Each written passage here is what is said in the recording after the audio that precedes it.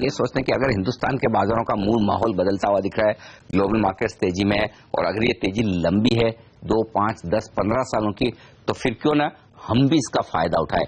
लेकिन डरते हैं, और दूसरा डरने का रीजन ये है कि शुरुआत कैसे करें और आगे कैसे बढ़े, इसके बारे में पूरी जानकारी नहीं है। तो इस जानकारी को आप तक पहुंचाने के लिए हमने ये खास मुहिम शुरू की है, मार्केट की पाठशाला। और आज मेरे साथ एक ऐसी ही यंग प्रोफेशनल जुड़ रही है, प्रज्ञा सिंह, जो अपने करियर की तो शुरुआत कर चुकी है, लेकिन निवेश की शुरुआत प्रज्ञा को करना अभी बाकी है।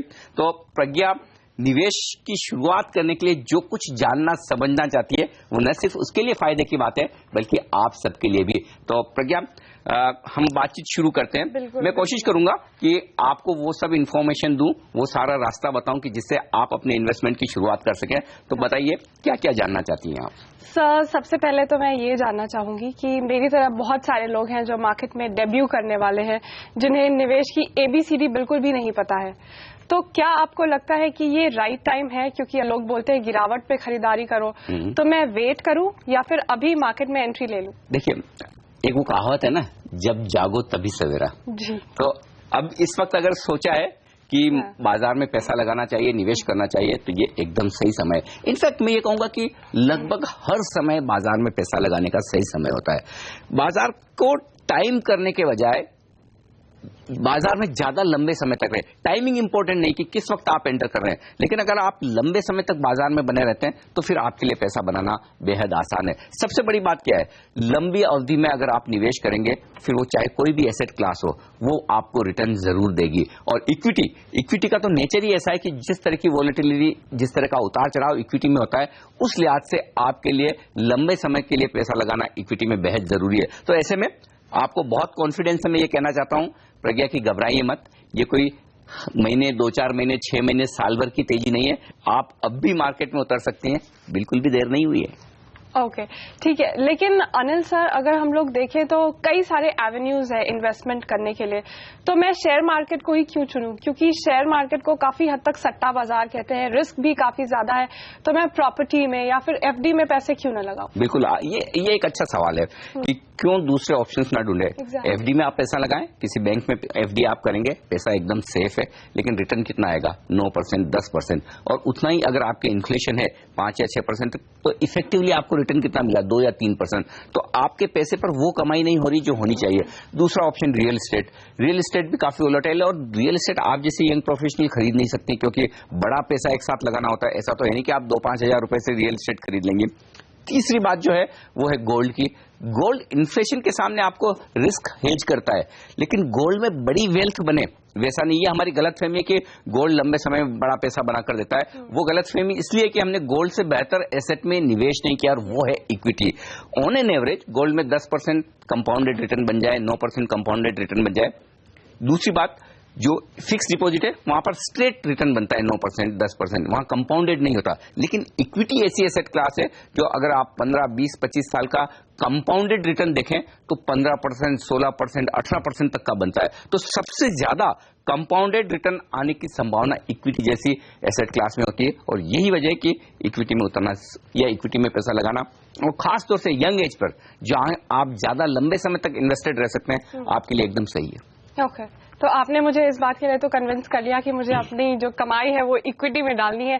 लेकिन सर, टैक्स को लेके भी काफी ज्यादा जागरूक होना जरूरी है, क्योंकि आधी से ज्यादा हमारी जो कमाई होती है मार्केट से, वो तो टैक्स में ही चली जाएगी। तो आप अगर टैक्स के डिटेल्स मुझे समझा देते कि टैक्सेशन किस तरह से होता है। ये बड़ी दिक्कत है यंग प्रोफेशनल्स में। हम इन्वेस्टमेंट की प्लानिंग के नाम पर सिर्फ टैक्स प्लानिंग करते हैं, और वो भी साल के अंत में, फरवरी मार्च में देखते हैं कि अब 1.5 लाख रुपए का इन्वेस्टमेंट करना है, कहाँ डालें, PPF में डाल दें या फिर कुछ बॉन्ड्स खरीद लें, बस वही हम, या थोड़ी सी LIC वगैरह ले लिया, इंश्योरेंस कर लिया।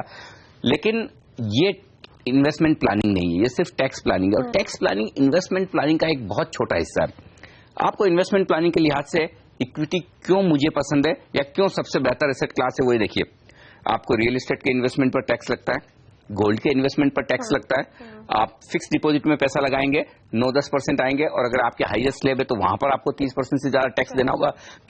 सिर्फ इक्विटी एक ऐसी एसेट क्लास है जहां अगर आप 1 साल से लंबे समय के लिए अपने इन्वेस्टमेंट को होल्ड करें तो ये पूरी की पूरी तरह टैक्स फ्री है। जो कुछ भी आपको गेन्स आ रहे हैं वो टैक्स फ्री है। न सिर्फ ये टैक्स फ्री है बल्कि जो इक्विटी शेयर्स पर आप डिविडेंड लेते हैं, डिविडेंड भी टैक्स फ्री होता है।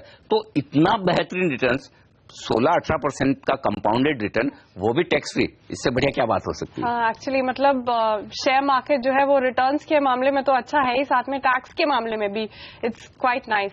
लेकिन सर मेरा दूसरा क्वेश्चन ये है कि हम लोग कई सारे जार्गन सुनते रहते हैं। क्योंकि मैं CNBC में काम करती हूँ तो हमेशा ट्रेडर, इन्वेस्टर, निवेशक, तो आप मुझे ये डिफरेंस बता सकते हैं कि ट्रेडर कौन होता है, निवेशक कौन होता है, क्या इनके रोल होते हैं? ये समझना बहुत जरूरी है क्योंकि लोग ट्रेडिंग और इन्वेस्टिंग के बीच का फर्क नहीं समझते हैं। और यही वजह कि लोग ज्यादातर ये समझते हैं कि शेयर बाजार एक ऐसी जगह जहां पर बिना मेहनत के बहुत कम समय में बिना पैसा लगाए या बहुत कम पैसा लगाए बहुत ज्यादा पैसा बनाया जा सकता है। ये एक बहुत बड़ी गलतफहमी में, ऐसा बिल्कुल भी नहीं है, ऐसा कुछ भी नहीं है।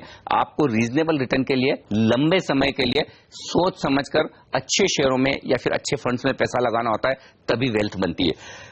जो इस तरह की सोच के साथ लंबे समय के लिए इन्वेस्टमेंट के तौर पर उतरता है वो इन्वेस्टर होता है, निवेशक होता है।